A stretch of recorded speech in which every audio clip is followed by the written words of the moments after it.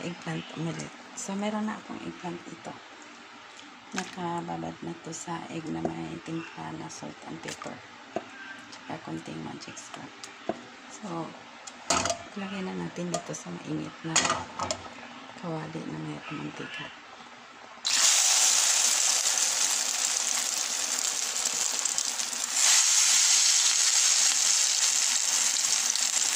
May tira pang egg doon guys.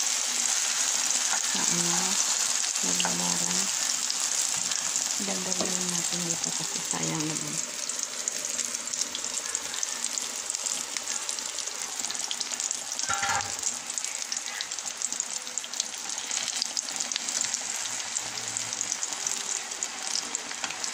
Bubutasan na natin dito para makapasok ng egg.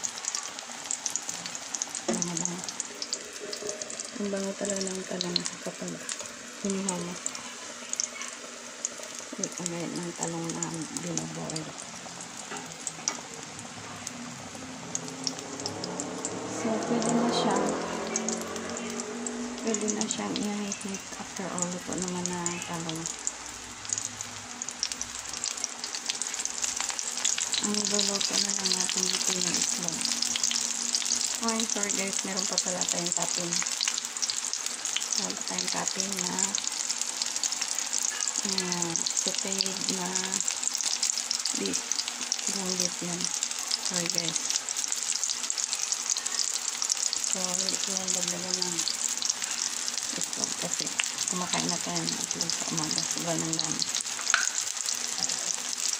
Pieces ko lang yung ganyan.